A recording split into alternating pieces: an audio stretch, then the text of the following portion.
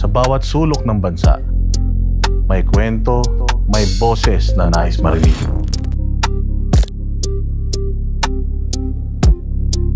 Ito ang programang nagbibigay daan sa mga tinig na madalas ay hindi naririnig.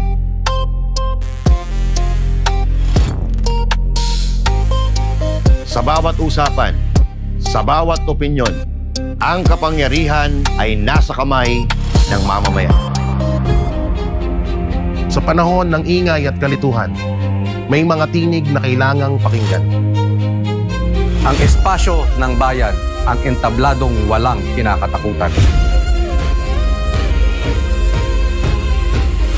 Vox Populi, ang boses ng bayan.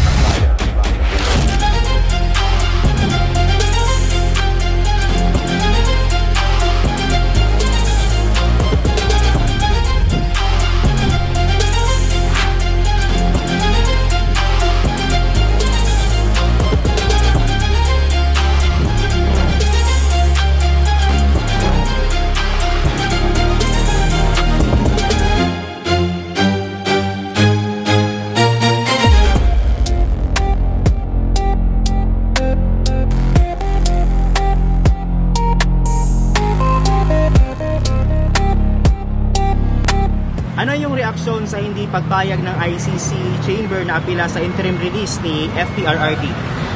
Yung ni Duterte? Opo. Tama. Malungkot yun.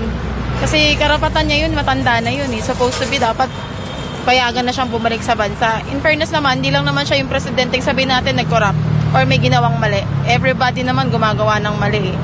In terms naman sa corruption, di ako naniniwala na corrupted yung mind ng dati nating presidente since marami siyang nagawa during his reign. So, well, depende sa tao, pero sa akin, hindi ako agree doon, dapat pinauwi na siya. Dapat meron sila, di ba may mga process pa yan, mga processing na ano. Kung hindi siya pinayagan, dapat may makagawa ng paraan si VP Sara na makalabas yung tatay niya para naman na kasi may edad na matanda na So dapat nagpapahinga na lang dapat sa bahay, di ba? Kailangan po siyang makalabas, sir, kasi kailangan po natin si FAG kasi siya po yung hindi po siya sir. Kumbaga siya po yung mabuting tao, siya po yung namumuno sa yung namumuno sa atin na yung makatulong po sa mga kapwang mahihirap, kagaya ng hindi po siya corruption, sir. Maganda po yung pakikitungo niya about sa pamumuno dito po sa atin sa Pilipinas. Nakakalungkot. Siyempre may edad na siya. Dapat na lang siya. Palayain niya. Kahit may kasalanan siya. Siyempre po sa akin, masakit kasi si PRRD kasi para sa akin lang kasi siya yung kumbaga sa mga tao na siya yung nagbago dito sa Pilipinas. Kaya masakit para sa akin na hindi siya na desisyonan na makalaya ng pansamantala. Masama. Kasi hindi siya pinayagan. Sa tingin ko po, okay lang naman po kasi syempre, yung kaso niya po, kailangan pong maimbestigahan kung talagang merong kasalanan or kung mapatunayan man na may kasalanan talaga siya, is syempre mananagot po dun sa mga kaso na ilalatag sa kanya. Hindi talaga patas kay Duterte yan. Pangalawa is just political motivation kasi yung nangyayari, kaya tingin ko hindi patas yung hindi sang-ayon sa interim release na temporary release. Unfair naman kung hindi mo bigyan ng pagkakataon yung tao. Yun lang yung bigyan lang ng pagkakataon ng tao. Ang ko lang, bakit hindi nila pinayagan? Wala namang kasalanan si Duterte. Kung totosin andyan ang government Ayan nagnanakaw sila, ayaw pa bumaba. Si Duterte, walang ginawa. Kung hindi, nagpakatotoo lang siya nung pamumuno niya. Ako, against ako sa pamumuno niya. Dahil nawala ng mga adik. O ngayon, bumalik ang adik. Presidente natin, adik. Sa totoo lang, sad. Kasi, marami namang nagawa si PRRD sa bansa natin. Kaso lang, hindi talaga maiwasan na may, kumbaga, At saka sana dito na lang siya kasi matanda na.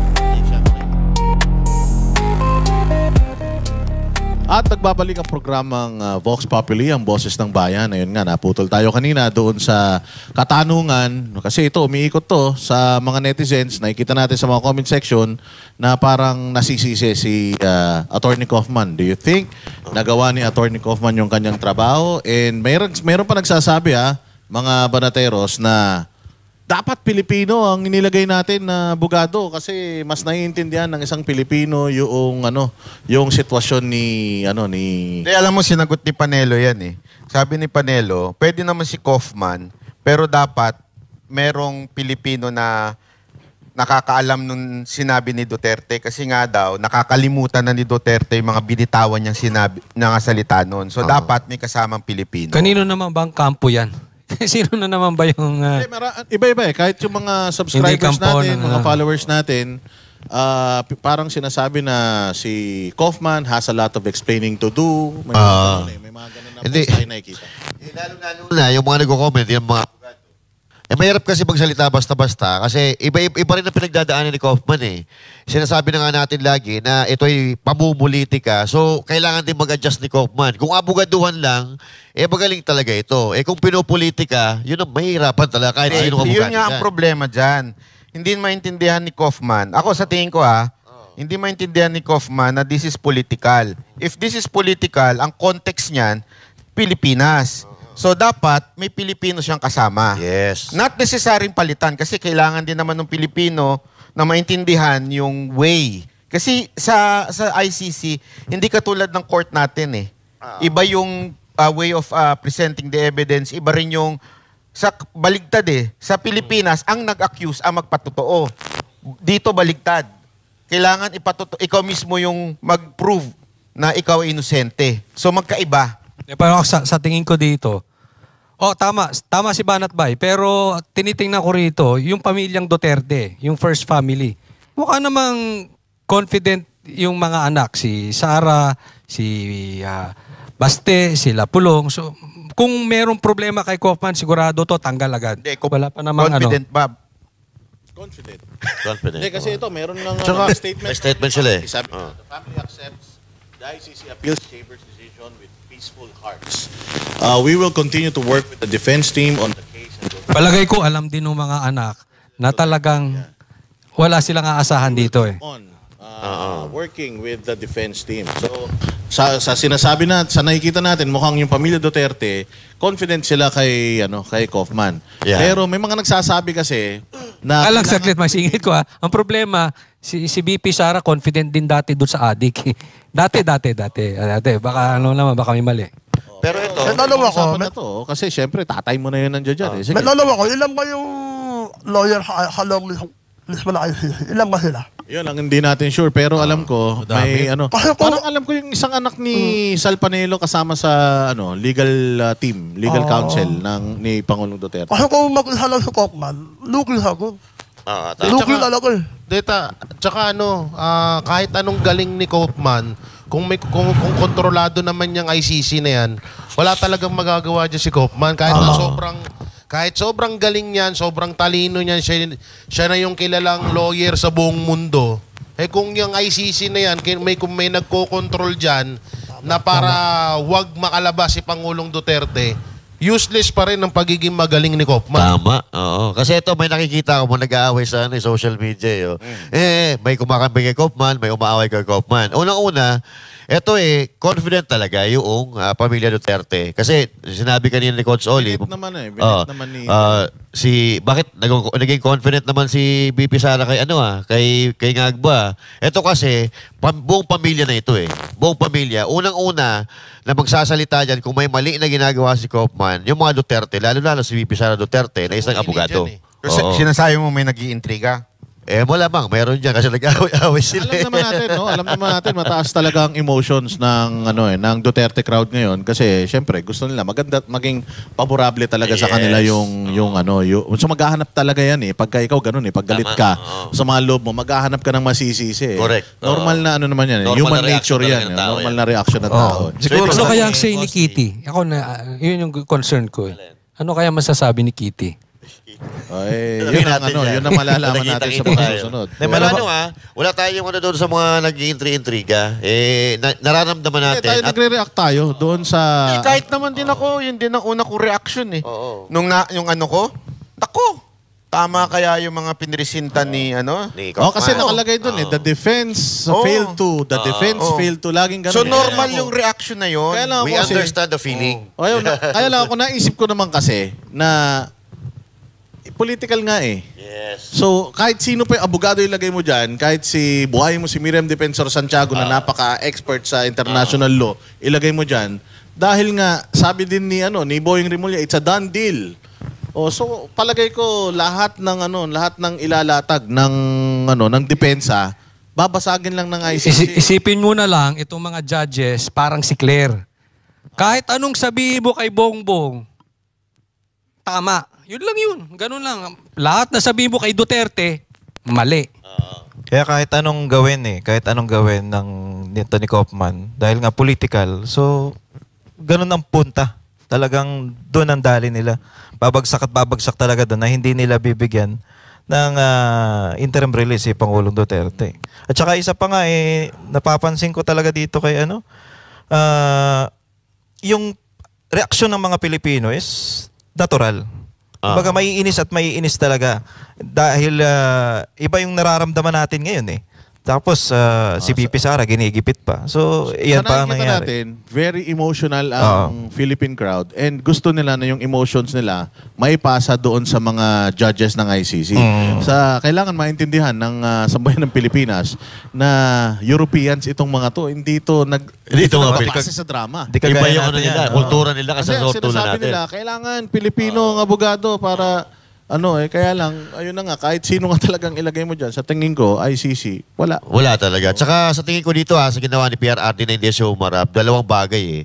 Ayaw niyang magalit yung mga supporter niya sa mga kalaban na mga politika. At the same time, ayaw niya bigyan ng pagkakataon na pagtawanan siya.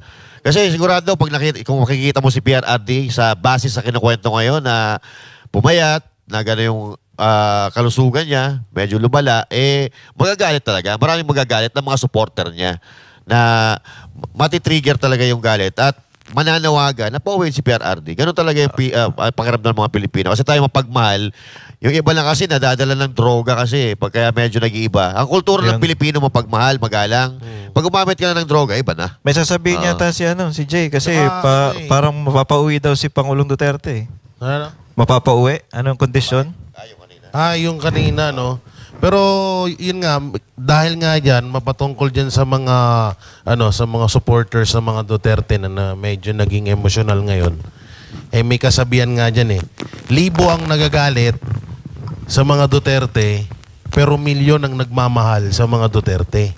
Yun yung talagang ngayon na nakikita din natin. Saan mo nabasa ang kasabihan si Manny Piñol. Sinabi ni Manny Piñol yan.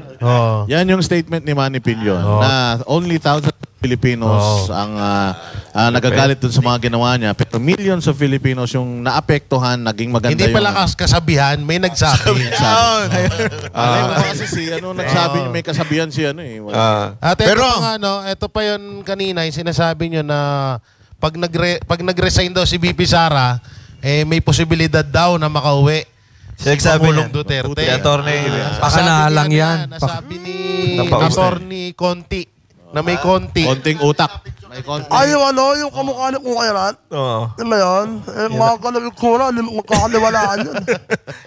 Ba't naman linawin natin yung pukirat mo, Yun yung na-deny sa Dubai. Baka sabihin nila nagmumura ka Pukirat. Ayun. Kamukha niya. Mas magaling mga kamukha. Walang magandang gagawin hamayan. Grabe. Ano sinabi nyo? Yung pagmamahal si Sara. Ano yung bata? Lolokohin mo, magmaka. Tapos, makakawalan namin tatay mo. Tapos, magpumapa ako. Ang cute ni Sir Jack. Tapos, magpumapa na kuya ako sa Sara. Isa trap. Trap yan. Trap pala yun. Mambubudol na naman. Makakasama tatay mo. Kayong dalawa. Hindi naman ganun si Sara, di ba? Ano yan? Popo ba yun? Lawyer yan eh. Ano it's a rap? It's a trap. It's a... Trap. Trap. Kami nahuli ka. Rap, akala ko rap. Ako na ako na Kahit magsasabay. naman slate na namin. Kumisip ko yung kalawang ilong ko eh. Inisip ko na ako. Hello, kalokohan nyo sila ni Lorny Conti Puerat na. May kalokohan yun ha. Hindi sa pinawanak kahapon. Okay? Welit ayok na. Wala lang ganon. Pero nakausap ko si Mayor Baste tungkol dito. The last time na nagkita kami. Tinanong ko siya na kung ano bang in-expect niya dito sa nangyayari sa ICC. Talagang silang family, kaya kung makikita ninyo yung yung kanilang statement, kalmado eh. Talagang in-expect na nila to. And I think si Pangulong Duterte also is expecting this. Sabi nga ni Pangulong Duterte, di ba? Kahit na ikulong nyo ako, nagawa ko na lahat ng mga dapat kong gawin para sa Pilipinas. Yes. Pero so wala akong pakialam. May dalawa ko sa'yo. Ano ba pogi sa amin naman? Ako. Alam mo, na-imagine kita. Ang pogi mo nung pandemic siguro. Bakit? Paano man alaman? Paano man alaman? Kasi face mask beauty ka eh. Ginamit ng mukha ko eh, no? Maganda yung mata. Hindi, maraming magaganda nun. Nung panahon nung... nung ilalis na, no? Wala na. Pero yun nga, sinabi ni Baste na yung hopes nila dito sa nangyari sa tatay niya, na yan? Kumbaga, hindi na nila masyadong tinataasan. Ine-expect na nila talaga na yung tatay nila dyan na yan mamamatay. As in yun talagang ine-expect nila. Kasi nga, alam talaga nila na dinala si Pangulong Duterte dito for a reason. Ang reason na yun is talagang takutin yung mga susunod na mga leaders ng Pilipinas. Bawal na kayong gumawa ng mabuti dahil kapag kalaban, mas malakas talaga ang pwersa ng ng kadimonyohan, kadiliman sa Pero ako kuya, naniniwala ko ha. Kung naniniwala ka sa Mirael. Oo naman. Naniniwala tayo dyan. Naniniwala ko. Kasi may nagkakahal ko siya. Sabi ko, sana makauwi sa Iyarayok. Kasi lahat ng mga kasama ko ulit ng Malateros, nakausap na siya. Hindi ako hali. Sana mag-uwi mo. Para may pagtatampo ka. Nagtatampo ako kaya ayaw ko yun, nakasamula loob mo kan. Hindi, wag kang mag-alala. Dalawa naman kayo eh. Hindi, pwede ka sumunod doon. Gusto mo? Ipadala ka namin sa Actually, okay lang ba yun? President Marcos, okay lang. Palit na lang kami ni Iyarayok. Maraming matutuwa niya. Makikita ko, nagpalit kayo. Oo. Padaan eh. Iba exit. Salubong muna, salubong. Nalubuan na lang kami. Iba ang entrance sa exit eh. Sa exit sa likod. Wala rin. Wala rin. Hindi makikita. Halam. Lugi, no? Lugi. Pero naniniwala ko sa Mirael. Oo naman. Wala yung posible. Pero tingin ko. Sa oras naman na mangyari yun, kagaya yung sinabi ni Baste, nandyan na talaga, yung mamamatay si Pangulong Duterte. Baka yan na rin yung katapusan ni Marcos pag nangyari. Malamang. Palagay ko yan eh. Parang, syempre, bilang... Sino nagsabi? Si Baste. In-anticipate lang naman nila yung worst case scenario. Kasi syempre, ikaw naman, di rin naman tayo tanga para hindi makita Kumbaga, meron silang political prisoner si Pangulong Duterte dito. Kasi boss, dadami pinaghuhugutan yan. Dahil yung nangyari doon sa tatay ni Bongbong may possibly may hatred yan. Kasi doon din tinangay yung tatay niya gamit ang ibang bansa. May influence na ibang bansa yun At tinayaang mamatay doon. So, syempre, ikaw nakikita mo yung tatay mong ganon, dalawa lang ang reaction mo. Hindi mo napayagang mangyari ulit yun or maghihiganti. Possibly may paghihiganti to Ako hindi naniniwala dyan. Wala namang pagmamahal sa tatay yun Tama. Si Marcos, si BBM. Hindi naman niya mahal tatay. Pero kuya, hindi niya nga kilala kapatid niya May pagmamahal mo ba sa tatay niya? Pero kuya, Consoli nagkataon lang. Nagkalaka ako. Bakit? May nangyari sa tatay nila. Kay Marcos Sr.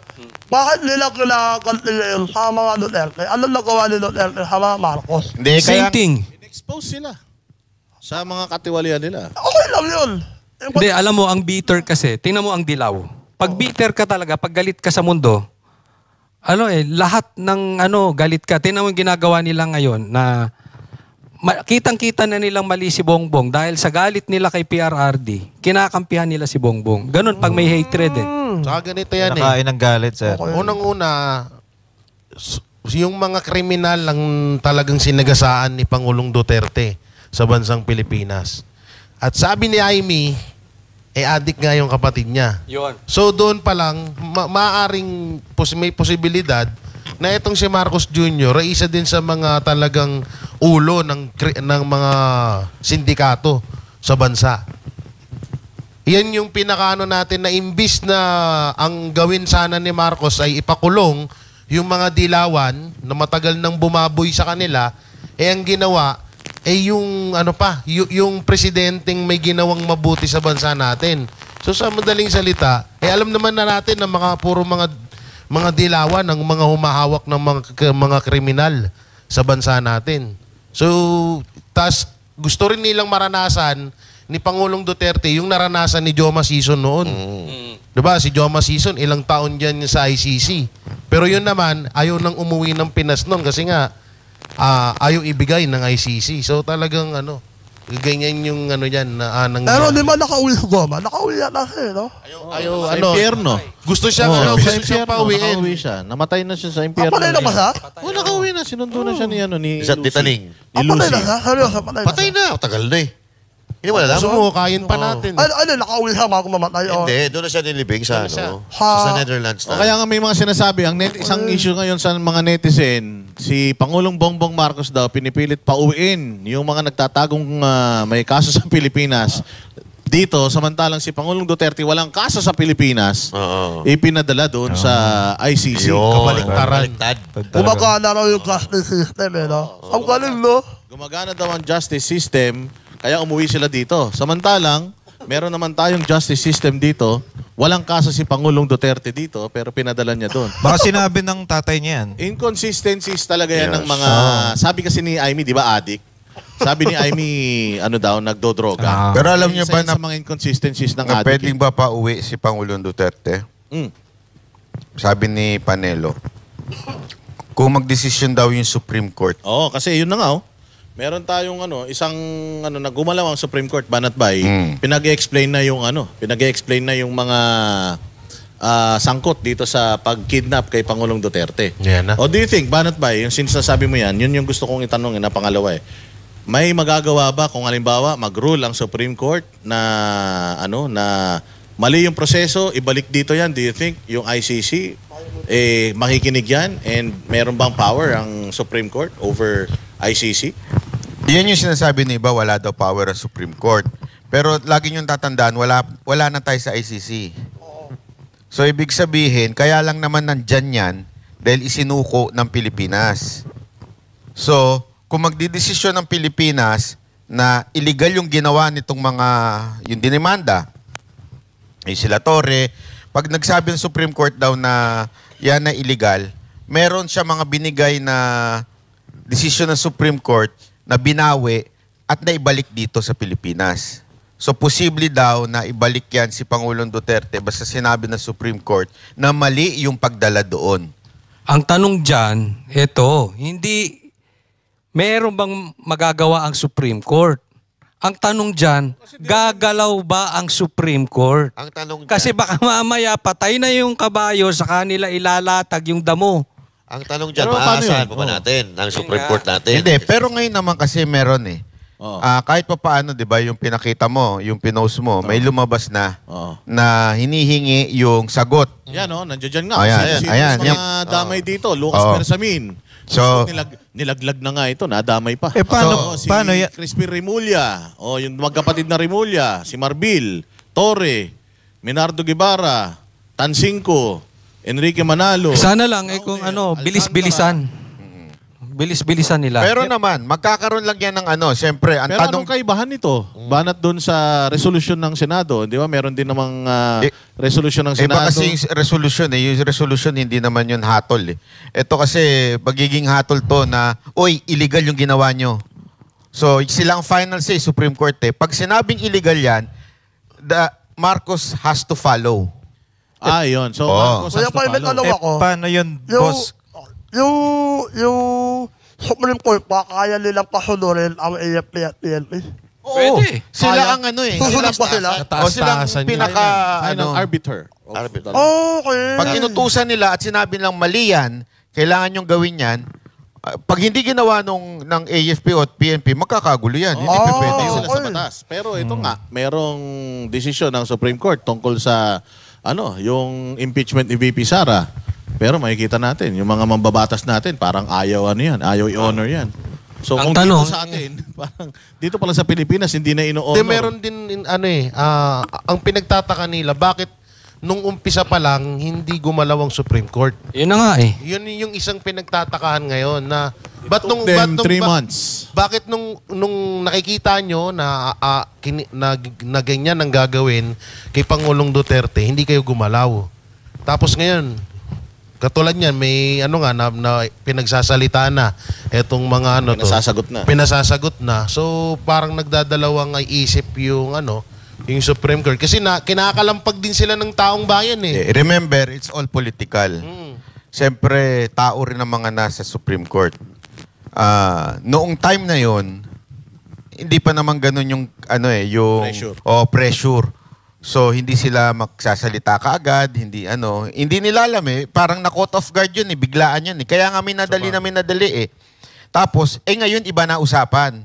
Ngayon ang usapan medyo yung administrasyon ni Marcos medyo So hindi ko naman sinasabi na ganun lahat ng Supreme Court mag-isip pero syempre somehow may epekto yan sa human as a human being, not as a judge. Pero as a human being, meron yang epekto sa kanila na medyo tagilid na to. At remember, ang taas ng rating ni VP Sara Duterte. Yes. Ang problema dyan, kung nagdesisyon ng Supreme Court na utusan na ibalik dito si PRRD, kung ayaw naman ibalik ng ICC, ano kayo mangyayari? Hindi pwede yun. Paano kapag Sakit ayaw ng ulo din ni siguro Marcos? ni Bongbong Marcos yun. Oo nga, tama. Diba? Kasi Paano pag ayaw SC na din ni yun Marcos? Kasi yun nga, maganda yung tanong mo kasi ideally, we do not have control over ICC. Kasi sabi mo, hindi tayo member state. Kasi kahit hindi tayo member state, kinuha nila si Pangulong Duterte dito sa atin That's a wrong premise. Hindi kinuha. Yun nga ang konsepto natin, binigay natin nila. Tinanggap lang nila, pero binigay natin. Kaya nga yun ang pinalalabas ng administrasyon ni Marcos na hindi kinuha, hiningi. Nakita nyo ba yung desisyon na binasa ni SAS? Galing sa ICC? Na tayo ay may confidential letter na sinulat sa ICC para mabigyan ng warrant kagad. So tayo ang humingi. Baliktad doon sa pinapalabas ng gobyerno ngayon na hiningi daw ng ICC. Sinungaling talaga. Parang ginamit nila yung mga pronouncement ni Pangulong Duterte na, sige, anuhan niyo ko. Para pananagutan ko lahat. I am responsible sa lahat. Ganun siya. So ginamit nila yun. Yan yung inano niya. Kaya I don't think na magsasabi ang ICC pag sinabi ng Supreme Court natin na yan din ang sinasabi ng nila Panelo, imposibleng hindi pumayag ang ICC. Kasi magiging diplomatic issue yan. Sandali, illegal yung pagkadala dyan Bakit nyo hindi ibalik sa amin? Yes. Magkakaroon ng problema dyan pag hindi binalik. So, Pilipinas talaga, makakapagbalik ay PRRD sa Pilipinas. Yun. Gobyerno ng Pilipinas. Ang question na lang, bibilisan ba ng galaw ng Supreme Court? Kasi mahina na, tandaan nyo mahina na si PRRD. Bago pa kinidnap yan, mahina na. Lalo na ngayon, wala siyang kausap. Huling kita dyan Ang masaklap pa dito, baka wag naman sana, halos lahat naman na nakokontrol na ng administrasyon yun sana ipakita ng Supreme Court sa taong bayan na may sarili kami dito. May puso kami sa trabaho namin. Diyan pumapasok yung Vox Populi. Kasi siyempre, ang Supreme Court, susunod pa rin yan sa voice of the people. Kaya nga sa tingin ko kung bakit naglalabasan ngayon yung mga ganyan. Kasi nakikita nila yung tao, medyo na sa kay Marcos. Parang wala na. Hindi na ganun. Pati kahit kapatid, kumukontra na. Kaya nga importante ang boses natin, mga kababayan. Importante, hindi tayo nananahimik. Makikita yan. Remember, tao yan, may puso ang mga nasa korte. Hindi naman, kahit ba sabihin natin they are professionals, pero may puso pa rin yung makikita nila. Sandali, parang mali ata yun Eh, yung ano pa, yung sinabi pa ni Boying Remulla na kahit na palayain daw ng ICC si Pangulong Duterte, hindi daw nila tatanggapin. May mga ganong pronouncement ng gobyerno eh. May ganun Pero pang sabi ni salita. sabi ni Claire Castro, the International Criminal Court has already made its decision and the palace respects it. So kung maglabas kaya ang Supreme Court ng desisyon, i-honor kaya ng palace. Kasi ito si Boying. Sabi ni Aimee sabi ni Aimee, adik daw yan. So susunod ba yan? Hindi nga makapagpa-drug test yan eh. Susunod kaya yan doon sa ano ng Pero magagalit ang tao dyan. Lalo na yung mga legal luminaries. Hindi pa magalit ang mga legal luminaries ngayon? Ngayon, siyempre, kasi ang inaano pa rin nila, Supreme Court eh. So parang yun pa rin na magdi-decide. Pero pagkaisipin mo imaginein mo na lang, nagdesisyon ng Supreme Court, illegal ang pagdala nyo kay Pangulong Duterte, tapos hindi sumunod si Marcos. Aba, iba usapan na yun. Sabihin, hindi sumusunod itong si Marcos sa desisyon ng Supreme Court. Maraming magagalit nun. Kahit hindi siguro pro-Duterte magagalit. At mukhang mangyayari din talaga ito sakali. Itong sinasabi ni Banat Bay, kung lalabas yung desisyon na pabor sa mga Duterte, ang problema nga, meron ng mga in place na mga batas na hindi sinusunod nito yung administration na yun. Nangyari na yan sa KOJC, naalala nyo? Yes. Naglabas ang korte ng desisyon na, lumabas na kayo dyan mga 5,000 pulis. Alis na kayo dyan, nag-celebrate na tayo, naalala nyo yun, nagkakantahan na tayo. Supreme Court yan. Hindi sinunod. Iba kasi pagka local, kaya nga ang lagi nilang dyan, may appeal pa eh. Pag Supreme Court, iba na usapan dyan. Medyo mabigat. Mas mabigat yung utos. Sana nga sumunod to sila Boying dahil baka ibendalo. Yun alam naman natin, yan ang problema, ang problema natin, yung ombudsman natin mismo, parang inuutusan tayo na umiwas sa tax. Kasi yung tax, avoidance is, wala daw kaso, okay lang to, hindi bending the law. Tax avoidance versus tax anong tawag doon? Evasion. Ang problema dito sa mga to, kila Claire Castro, pagkapabor sa kanila, yung statement or yung pangyayari, pumapabor sila. Pag hindi, ngak-ngak sila ng ngak-ngak. Yun ang problema. Kasi, pagka gobyernong gumagana yung pera, mahirap ipaglaban yung tama. Dahil ngayon, nilalaban natin ng taong bayan ng tama, pero walang nangyayari dahil kapangyarihan pa rin nila ang Tsaka i-sure natin to mga brothers itong sinabi ni Auntie Claire, i-sure natin to. Kasi baka mamaya may decision ng Supreme Court, tapos bigla na naman nilang babaliwalain, bigla nilang babaliin. Kasi palaging palaging to nakakalimot. Lalo to si Claire, hindi nakikinig sa Supreme Court. Palaging palaging pasaway to sa Supreme Court tong si Auntie Claire. Palaging bumabalik. Pero actually, ang tanong talaga hindi dapat kay Marcos. Ang tanong sa military at saka sa pulis. Isa pa yun. Pag nag-utos ang Supreme Court at hindi sumunod ang presidente, ano kaya ang gagawin ng law enforcement? Diba yung tanong mo na yan is hypothetical kapag lumabas yung desisyon ng Supreme Court. Ang problema nga, meron na nga mga in place na batas na bina-violate itong mga nasa posisyon, pero itong military natin at itong mga kapulisan natin, tahimik. So, gaano kataas yung hopes natin that if ever lumabas itong desisyon na to, nasusundin talaga ito ng mga nasa gobyerno? Because again, sa nakikita talaga natin, itong government natin, wala talagang sinusunod na batas. Sila na ang batas. Sila na ang batas ngayon. Kasi tandaan nyo meron yung Supreme Court. Yung executive. Hindi tayo nag-o-oppose kay Banat. Supreme Court. AFP. Ginawa na ng taong bayan yung dapat. Kailan gagalaw kaya itong mga ito kung patay na? Kung meron kang ganitong picture. Hindi ba na mga nakangiti pa? Uy. Actually, nung lumabas itong picture na to mga banateros, iniisip talaga ng tao because merong trillion peso march bukas na makakaliwa ang nag-organize. Ayaw nga nila. Ang tawag dyan, anti-Duterte rally. Yes, anti-Duterte rally because ayaw nilang ayaw nilang Marcos resign. BP Sara resign lang sila. Pero Ito kuya, pa dito sa AFP. pero kuya, yung bukas ha, hindi ko ramdam. Ano yun? Concert? Concert na? Anyway, wag kayong pupunta ka na. Ilan kayo? Okay? Baka meron tayo. Actually, may inorganize banat ba sila Jimmy Bondok dito sa EDSA. Pero yung Bukas yung mga pupunta dyan sa kung saan man yung... Bukas nila kuya. Bukas Okay. meron silang inorganize dyan. Usually naman, peaceful rally lang naman lagi pag Duterte. Pero sagutin ko lang yung kung sakaling hindi sumunod ang Supreme Court doon sa si Marcos sa Supreme Court.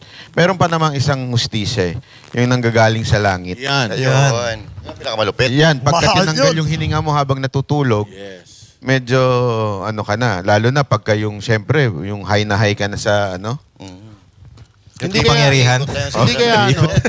Hindi kaya natatakot tong AFP dahil baka mabunyag yung 15 billion na ghost project nila.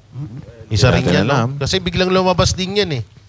Hindi kaya hindi sila masyadong makakilos dahil doon sa isyong 15 billion na... Marami nga nagsasabi dito na mga nagko-comment, pera-pera lang daw yan. Ano sa tingin niyo dyan? Palagay ko talaga. Dapat yan ang isunod ni Saldico na topic. Sa laki sa laki ng perang ninakaw nila. We're talking about hundreds of billions, actually trillions of pesos itong ninakaw nila. Hindi talaga malayo na mabili nila lahat. Mabili nila yung mga kriminal, mabili nila pati yung mga lumalaban sa kriminal. Kaya siguro ganyan ang nangyayari, Boss Tino. Kasi kung madumi sila, dinumihan na nilang dinumihan lahat ng ahensya ng gobyerno. Hindi ka mo pwede pumalag. Tumanggap ka, madadamay ka. Kaya nangyayari. Sa sindikato Inilubog nila sa putik lahat ng ahensya ng gobyerno ngayon. Alam mo, ang matindi nga dyan, yung tama yung sinabi ni baka may alam si Zaldico. Ayun. Malay nyo. Hindi kasi si Libiste, Congressman Libiste, may nilabas siya yung mga insertion. 1.3 trillion. Lahat ng mga from congressman, senators, lahat. Si BP Sara Duterte lang daw ang walang insertion.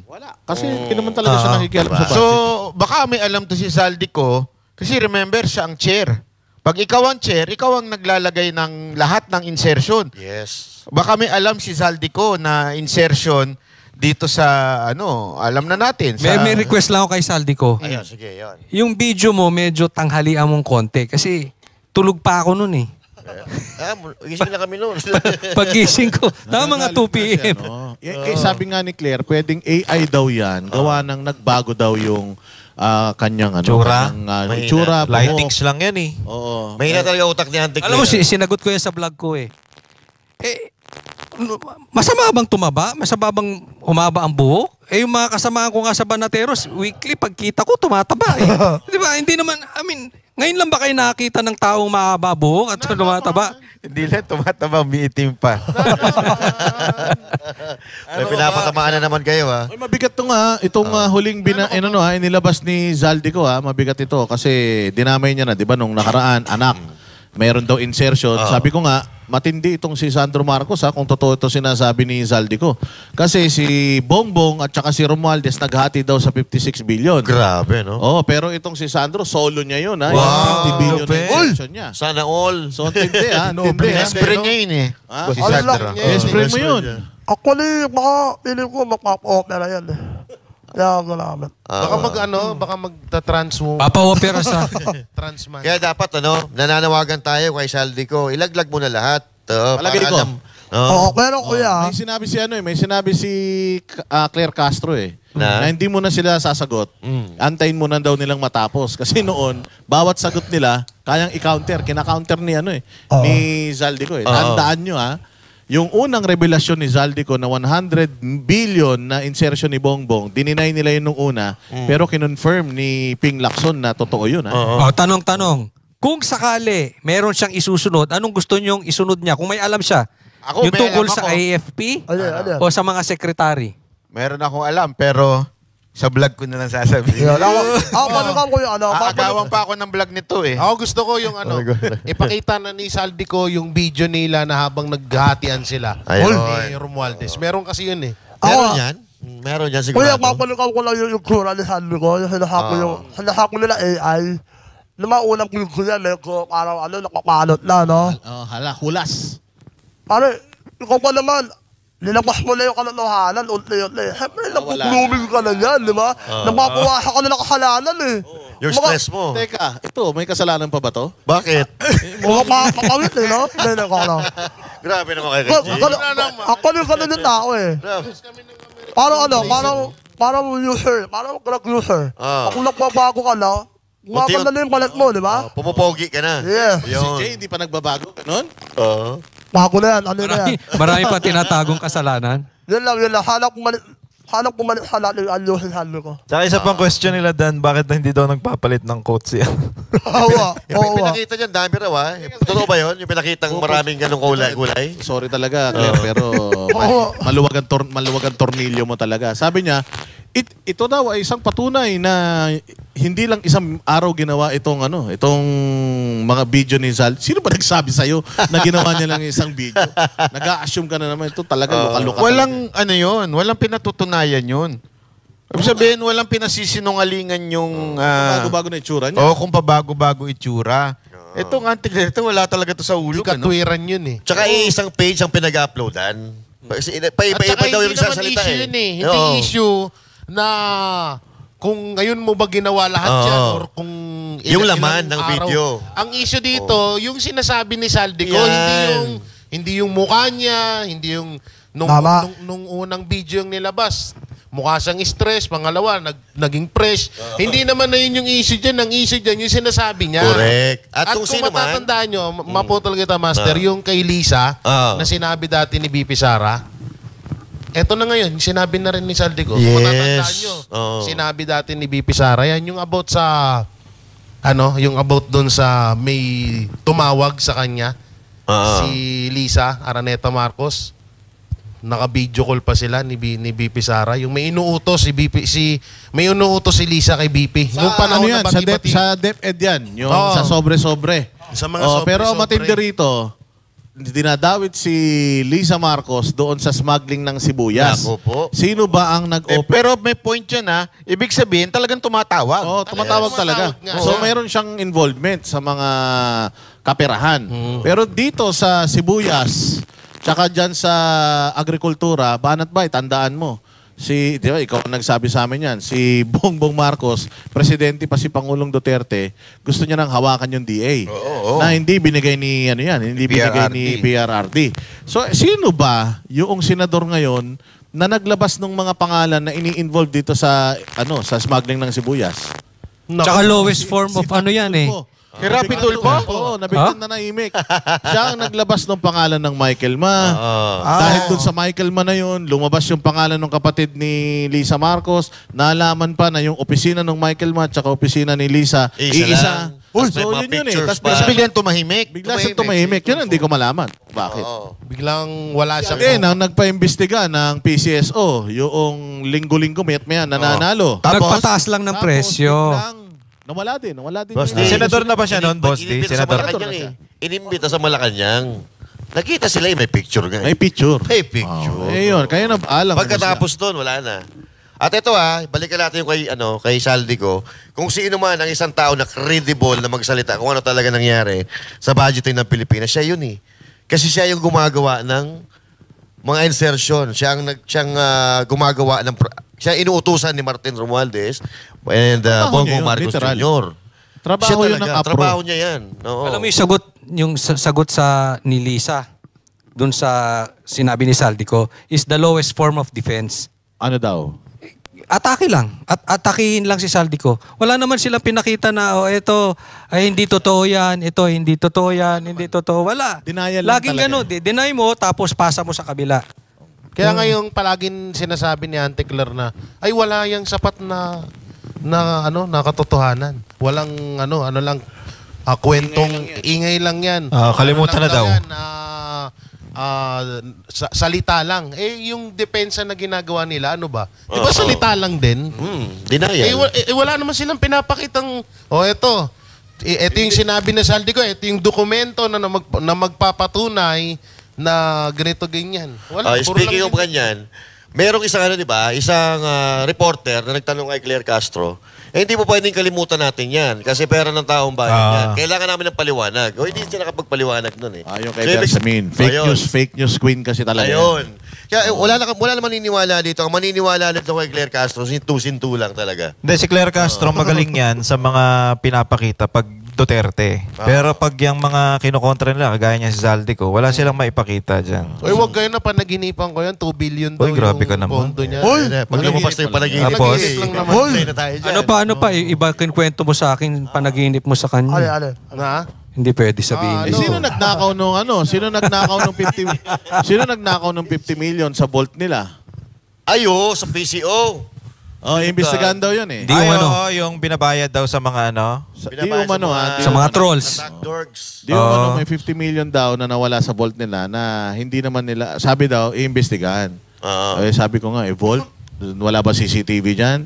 Sa dami ng pera, 50 million.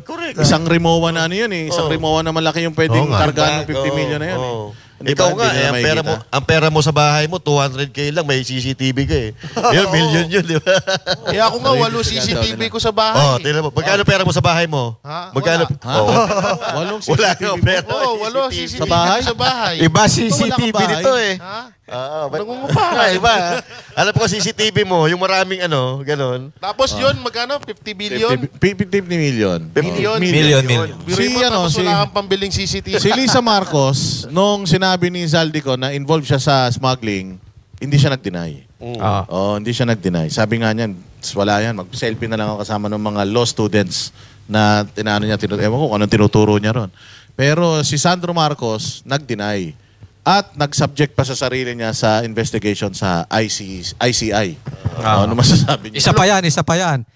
Papasubmit niya yung sarili niya sa ICI. Sino nagtayo ng ICI? Sino naglagay ng tao sa ICI? Sino may gusto magkaroon ng ICI? Sino nagpondo? Tatay niya. Sino nagpondo sa ICI? Tatay mo, lahat mo yan eh. Pambira, niloloko. Maniniwala lang ako, itong ICI wala rin kayo silbi, mga inutil din kayo eh. Itong ICI, hanggat hindi kayo magla-live, walang kwenta yan. Kaya kung magpapaimbestiga ka, ilalive daw nila yung tingnan natin. Tingnan natin. Ako, duda ako dyan na ilalive. Tapos lalabas lang doon. Inosente si Sandro. Dapat kasi ganito na lang ginawa ni Sandro. Dapat, nagdala ka ng media, pumunta ka sa bahay ng tatay mo, tapos nagsumbong ka. Kasi yung ICI, sino pumili ng mga tao dyan? Tatay mo. Sino nagpopondo? Tatay mo. Lahat dyan sa tatay mo yan. So kung ano man yung magiging desisyon ng ICI, tatay mo pa rin ang may desisyon nun. Correct. Nakakapagtaka. Hindi lang naman yan ang akusasyon sa kanila. Hindi lang naman yung corruption ang accusation sa kanila. Yung drug use. Bakit kaya niyang isubject yung sarili niya sa ICI pero sa drug test? That's a good point, ha? Maganda yun, ha? Galing mo dun, ha? Iba yung punto eh. Kalim mo talaga. Sinabi ni Marcos, di ba? Banat ba? Tingin mo. Bakit sa ICI magpapasubject siya to investigation? Pero sa drug test, buhok lang yan, ha? Wala na daw siyang buhok. Weak na daw yun. Weak na. Kaya hindi na sila magpapaano. Di ba yung rason naman ulit? Pero alam mo, ito yung ang sinasabi ni Zaldico, bakit naman daw tayong mga Duterte supporter ay masyadong naniniwala. Hindi kasi there is an evidence. Yung sinasabi ni Zaldico na pagkukulimbat o kasama dun sa smuggling, nasa gaay. Hindi lang yun. Isipin mo dumami ang import. Ang purpose, pababain yung presyo. Bakit lalong tumaas?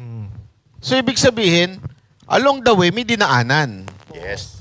So, ito isang Zaldico, sinasabi niya, ang dinaanan si First Lady. Pero ang matindi dyan, yung revelasyon ng abogado ni Zaldico. Yun. Pero sa vlog ko na lang nga sabi ko na nga, meron daw text message si First Lady kay Zaldico na ipapakita. Mga sinungaling ito kasi di ba sabi ni Marcos Jr. nakikipag-usap daw ang abogado ni Zaldico sa kanya. Sumagot niya yun. Yung isang abogado, hindi. That's untrue kasi ni kailanman hindi kami lumapit sa kanila para makipag-usap. Pakita nga kayo ng CCTV footage na nag-usap talaga kayo. Yun kahit message, text man lang. Mali yung term mo. Hindi nakipag-usap. Binlockmail. Blackmail. Blackmail is Oo, different. tama, Medyo may threat ng konti doon. Pag hindi mo sinunod dyan, wari, may nabablockmail sa kanya, di ba? Yung, gusto mo yung, pakita namin yung scandal mo. Yun, gano'n. Yun ang tamang term ng abogado. Oo. Ni Bongbong pala. Ni Bongbong. Ni Bongbong. Ikaw ba, iba-blackmail mo ba yung presidente? Kalokohan yun. Kalokohan yun. Sobrang tapang mo na. Tsaka yung sinasabi mo kanina na bakit naniniwala ang Duterte supporters sa mga sinasabi ni Saldico. Eh parang kay Aimee lang din yan. Si Aimee, si Marcos, simula bata magkasama. Si Saldico simula nung nagnanakaw nung ninanakaw na nila yung pera, eh sila yung magkakasama. So yun isa pa sa pinaka na bakit pinapaniwalaan ng Duterte supporters si Saldico. Dahil nga doon sa may mga kasi ang akusasyon ni Sandro, DDS na daw. Paano nag... Champion, the new isa sa mga champion of the nag-impeach DDS. yun kay BP Sara, paanong DDS? Nung naghahatid ka ng pera sa inyo, Marcos siya. Ngayon na inilantad na, DDS na, grabe naman kayo. Eto ang masama dito. Papaano kung itong mga ebidensya ni Saldico, may pinagbigyan na siya ng mga, parang pinagkakatiwalaan USB? tao. No? Pero sana ilabas sana ilabas na ngayon para kung totoo ito matapos na problema ng Pilipinas Kung matatandaan nyo, may sinabi din dati si BP Sara na may video siya na katibayan na si Saldico at Romualdez, may hawak siyang video kung paano nila ginagawang yung sistema ng nakawan dyan. So ngayon, nilalabas na rin naman ni Saldico na yung mga nangyari, baka ilalabas na rin ni BP Sara yung video niya din. Tsaka huwag tayong makalimot Sinabi yun mismo ni BP Sara na meron siyang merong video. Huwag tayong makalimot dito kasi mabigat yung akusasyon kay First Lady tsaka dun sa Bayaw. So magkapatid yan. So hindi ito family corporation. Family syndicate to. Family corruption tong nangyari to. Matindi to. Yung CCTV video ba na yun nasa USB? Magkakagulo na naman tayo sa USB na yun Baka nasa cellphone. Baka nasa iPhone. Hindi, best friend nito ni Kati B na gito, di ba? Textmate niya. Ako na. USB. Loloko niyo na si Kati B na. Binabati natin si Kati B na. Oy, may birthday pala. Sino yung birthday ni Mami? Ate Eng, happy birthday. Happy birthday, Ate Eng. Sana ma-meet kita.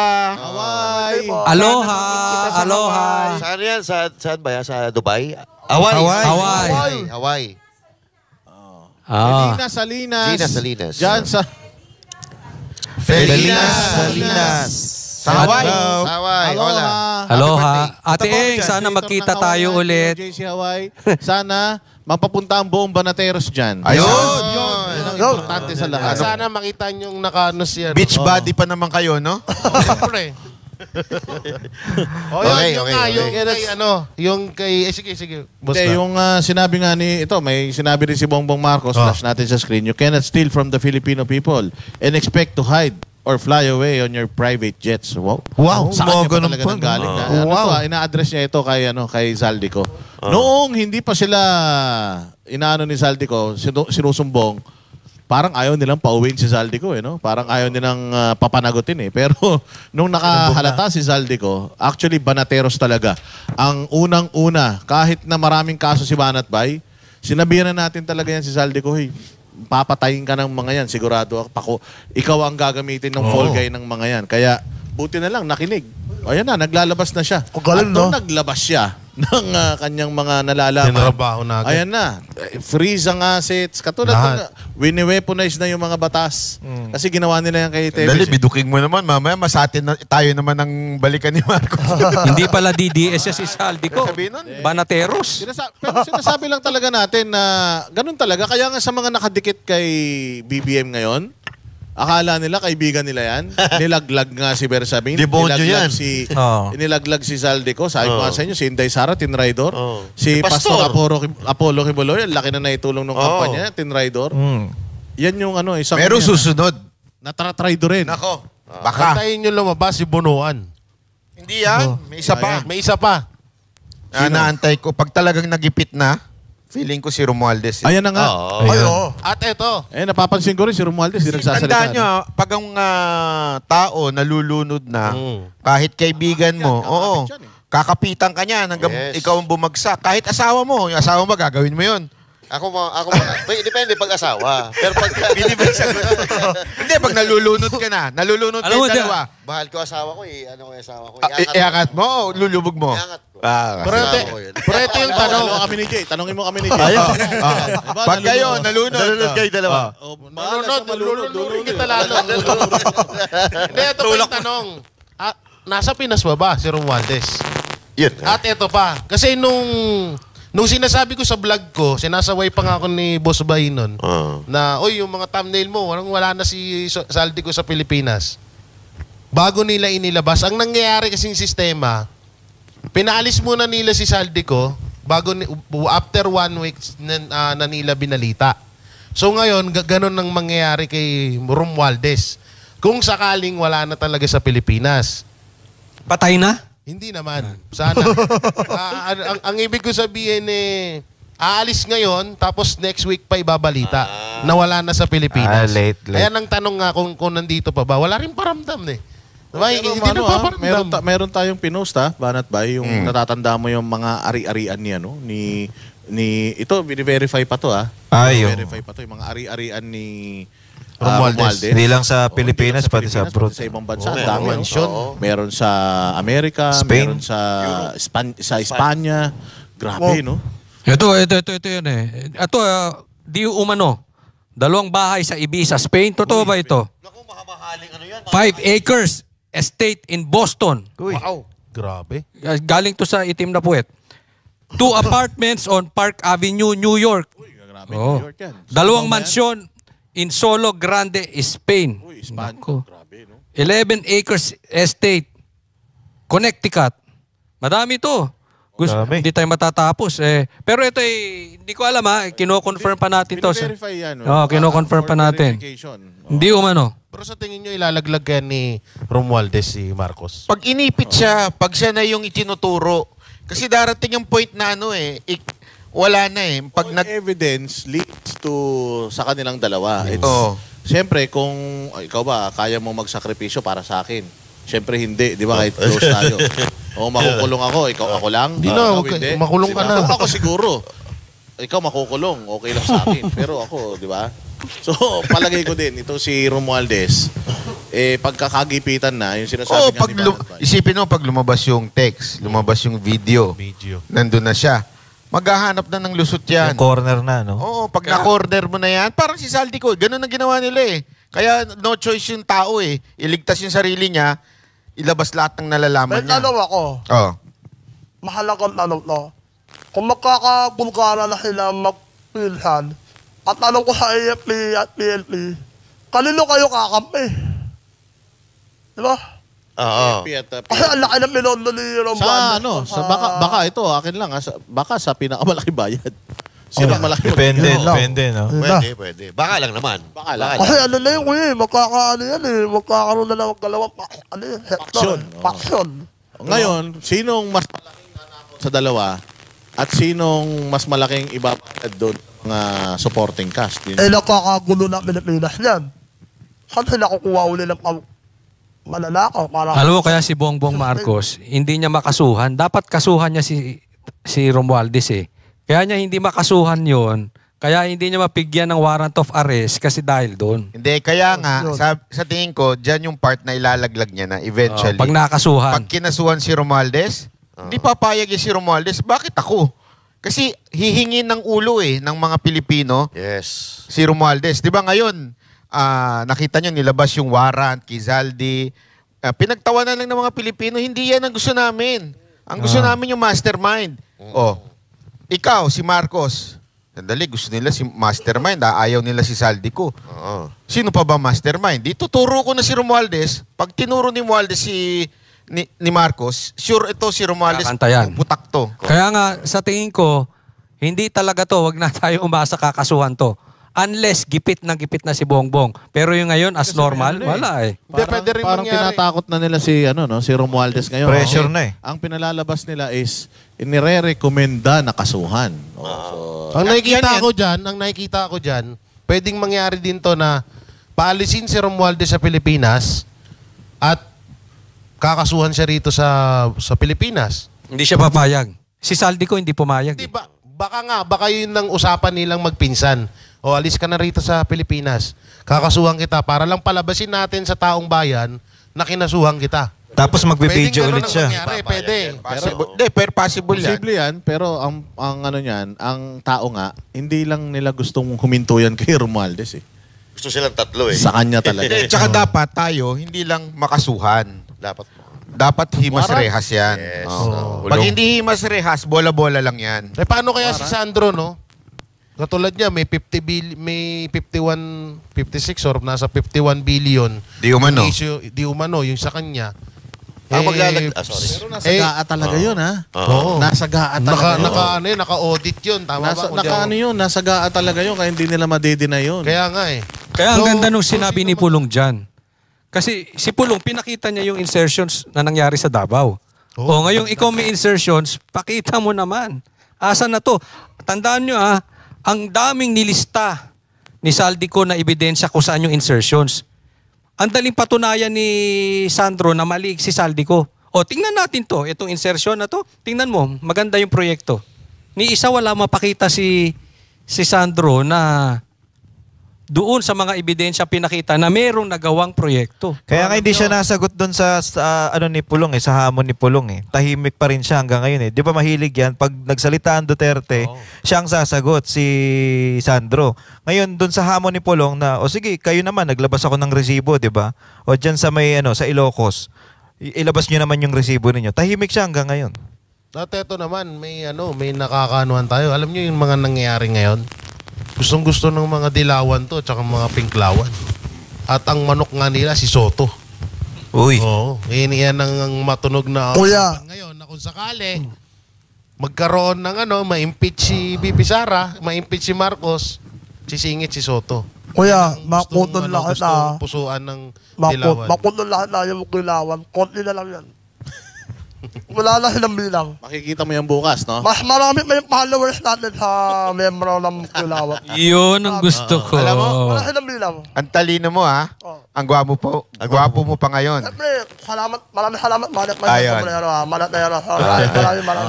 Manateros yan, ha? Manateros ka pa yan. Hindi ako nalalit sa kilawan. Kasi ang konti nila. Napalalo pa nila si Lenny. Hindi. Ilang milyon ng boto? Ni Lenny? 14? 11? 14. Pero isipin Yung mo, kay Sara, ilan? 32. Walang makalate. Diba? Isipin mo na lang yun. Malapong maimpit sa Sara. Kasi nga, wala kang intention. Clear yung COA niya. Ay, clear yung confidential funds na Yun. pinakakalat nila. Clear sa COA. Maganda ba? Yun. Doon sila galit na galit sa ganda. Diba? fresh. Nakita natin, no? Hindi adik Ano mo yun, nalamit ko yung si Ma'am Sara, di ba? Ayan na. Ayoko malis. Sabi ko kung Ma'am Sara, kung nalulog ka man, kahalaman ka, mas matanda ka sa konti. Pero kung napang-akot na yung kabataan mo, makampu anak natin. Anyway, malakas ang kunog ko na hindi magpapahama si Sara, hindi sa maalis. Kasi mas marami tayo. Lalo na ngayon sa panahon na yun. 31 million, 32 million. 32. Baka 64 na yan. 64. Ayun na nga. 64 million. Duterte. Galing sa mat na ito. Yes. Tama ba? Tama. Times 2. Times 2. 200. 100 ang populasyon ng Pilipinas 112 million. 112 million. Butante sa Pilipinas. Ang botante Mga nasa 80. mga ganyan. So, doon magkakaano. 70, 80 ganun. Doon magkakaalaman 'yan. Sabi ko nga doon sa sa vlog ko kahapon, kung gusto natin makaganti doon sa mga nangyayaring kabulastugan ngayon, yung nangyari kay Pangulong Duterte, yung desisyon ng ICC, gusto natin makabawi. 2028. 2028? Oo, yung 2 taon na yan, matagal yan kung titingnan mo. Pero matatapos yan Ang tanong nga, matatapos yan. So sa 2 years na yan, after 2 years, boboto tayo, maglagay tayo ng sobrang daming boto kay Inday. Yun. Wala na Para kawala. hindi nila madaya kasi yun ang concern nila Banat ba napakadayain ng Comelec yan kasi si Garcia pa din yung By the way si Chis Escudero, na siya, na yung reklamo sa kanya sa Comelec. parang hindi na Na-reject. itutuloy yung investigasyon, ni-reject. Yan ay patunay na tama yung ating hinala kay Chis Escudero noon. Yes. Na talagang ginamit lang siya para ma-distract yung tao doon sa tunay na issue. Kita mo, wala na ngayon. Wala na. Ibig sabihin, clear siya. Hindi siya, wala siyang ginawang mali. Hindi binabalita masyado yan. At oo. Kasi nga, lahat mahilig sila dyan magpasok ng mga issue from time to time para ma-distract yung tao. Kaya ibabalik natin yung issue na yan palagi. So nakikita mo ba, Banat, na itong Comelec may pag-asa pa to? Sa tingin ko meron pa rin yan. Kahit pa paano meron pa rin pag-asa. Lalo na pag sabi mo nga pag maraming bumoto. At alam mo, overwhelming, no? etong mga nangyayari na to, ito ang nagpaparami ng boto kay BP Sara Duterte. Nakikita niyo yung bagong yung news ngayon, yung tuklaw sa bata. Ay, grabe yun. Sabi ko, paano nagyaring may tuklaw? Alam mo yung tuklaw? Ngayon ko lang nalaman yun droga. Nandun ginamit ng isang grade 5 student. Nang isa yung grade 5. Bago ba yan, boss? Oo, bago lang yan. Recent lang yan. So sabi ko nga, ganun na kalala ng kalala yung Pilipinas. Habang pabagsak ng pabagsak, remember, pag habang padilim ng padilim, ang ilaw lumiliwanag. So sa tingin ko, ganun ang mangyayari in the future. Kung sakaling hindi mag-resign si Marcos, lalong marirealize ng tao na wala, palpak talaga itong mga Marcos at kailangan namin ng isang Duterte uli. Kaya alam, sabi nila, ang liwanag sa dilim si Lenny. Ang dilim nga ng naga, hindi niya nga maayos eh. Ayusin niya muna yun. Ayun pa pala. Yung si Lenny, sinisisi na naman si Pangulong Duterte. Doon sa droga-droga na dumadami yung droga sa kanila. Alam mo, Mayor Lenny, ang sisihin mo si Marcos na yung presidente. Basta maayos niya yan. Yun ang dun eh. Kung maayos niya yung naga sa sistemang gusto nila, yung paraan nila, di ba? Meron silang sariling paraan. Pakiusapan yung mga drogista. Di ba, ala kayo? Kung maayos mo yan, sige, tumakbo ka na national. Kasi tayo naman, hindi naman tayo nakafocus lang sa Duterte.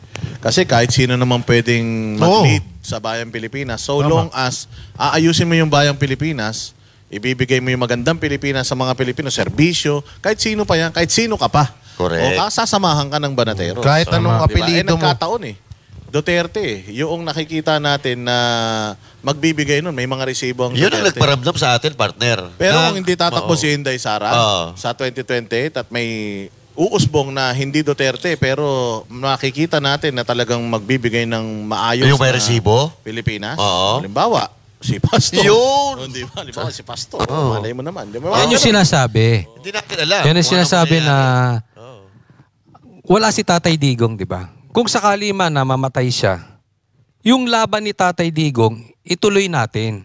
Yan ang gusto ng Pilipino. Ano bang nagustuhan ng Pilipino kay Tatay Digong? Walang korupsyon, walang adik, walang utang, walang komunista. Hindi. Yan ang hanapin natin kung ano. Ba, susunod. Ang galing nung kaibigan nito na si Baste eh. Dahil isipin mo walang mayor. Walang budget from national.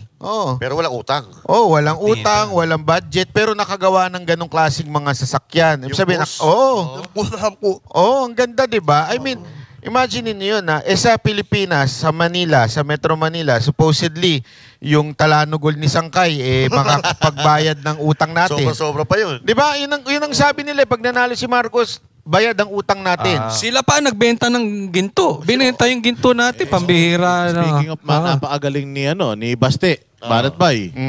Kahapon, nasa Maynila si Bongbong at umamin siya. Sabi nga niya, napakagaling ng mayor nyo dito sa Maynila. Na may pangako ang gobyerno na 1 milyon pabahay sa loob ng 1 taon. Hindi nagawa. Si Isko, Si Isko. 200. 3 months. Maynila.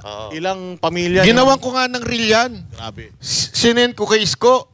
Yung reel. Ang sagot ni Isko. Nawala ng mic? Hello? Check. Pagka binabasa mo dito, no? Wala yung mic. Interpret ko, sabi niya, adik yung kausap ko. Mga ganun. Hindi mo naman nabasa eh. Hindi ba yun?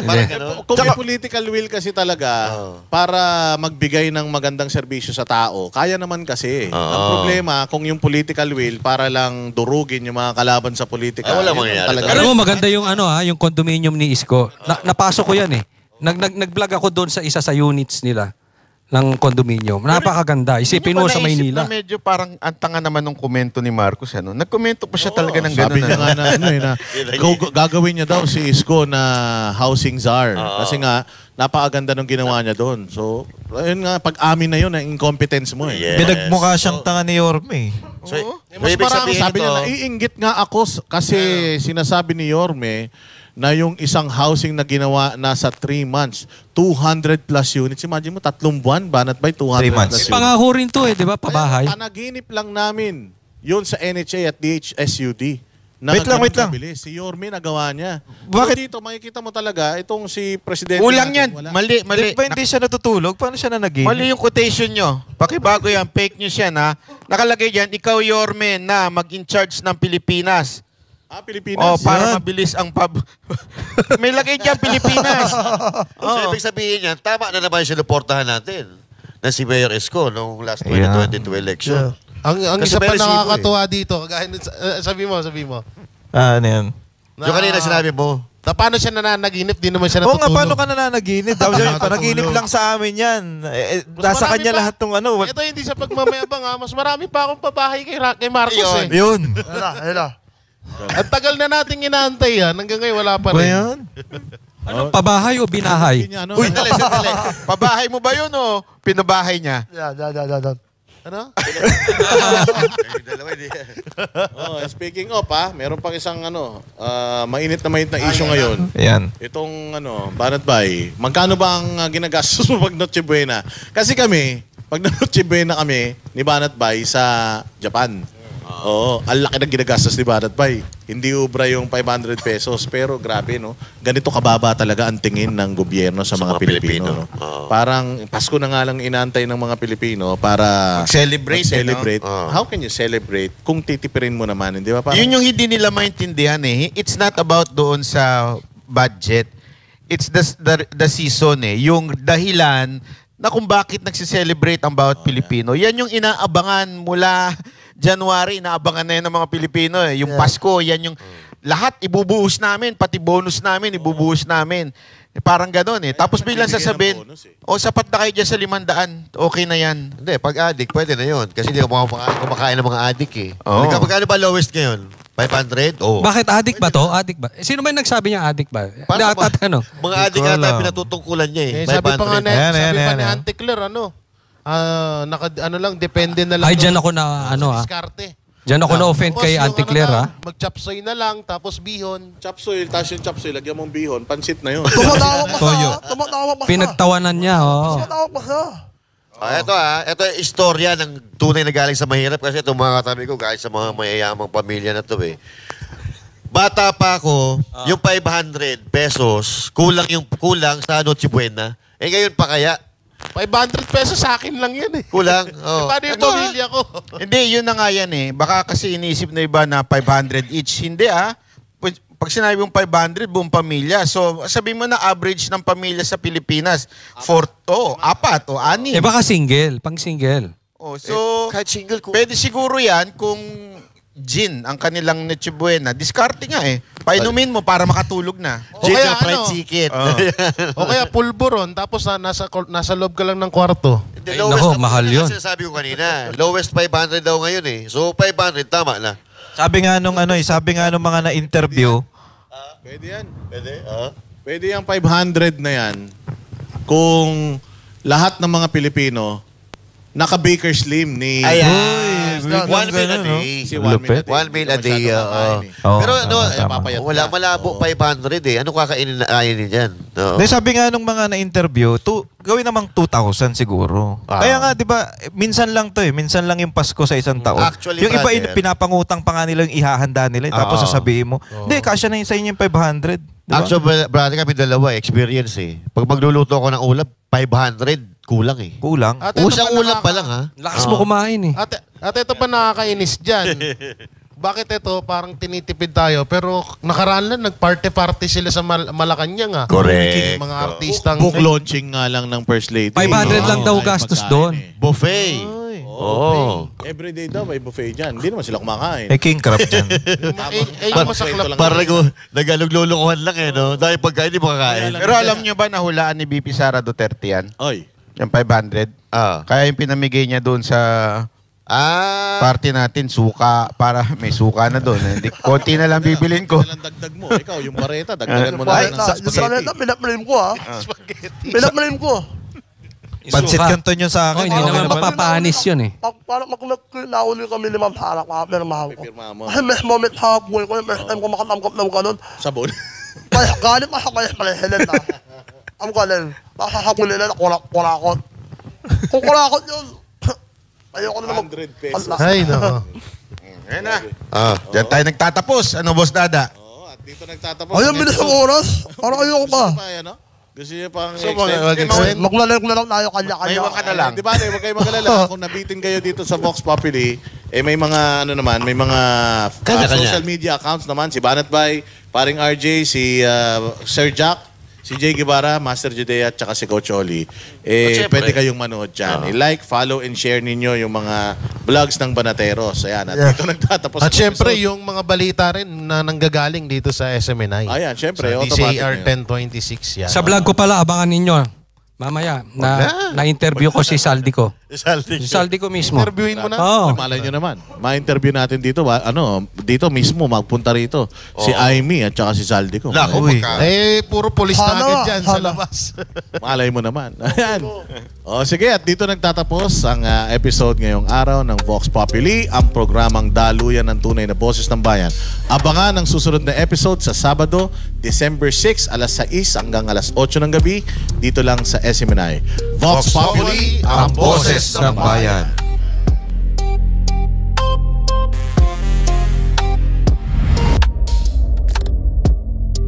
Sa bawat sulok ng bansa, may kwento, may boses na nais marinig.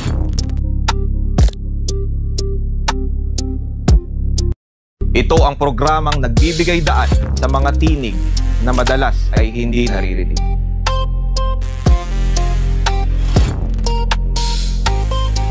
Sa bawat usapan, sa bawat opinyon, ang kapangyarihan ay nasa kamay ng mamamayan.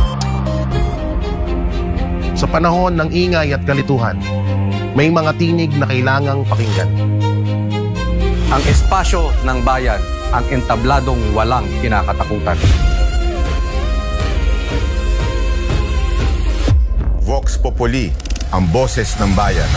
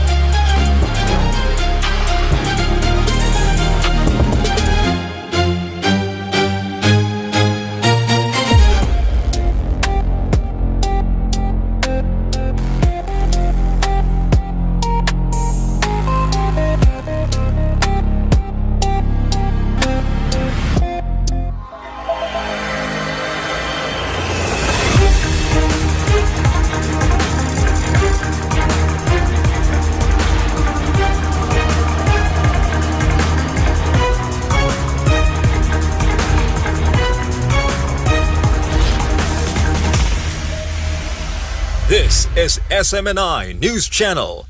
Truth that matters.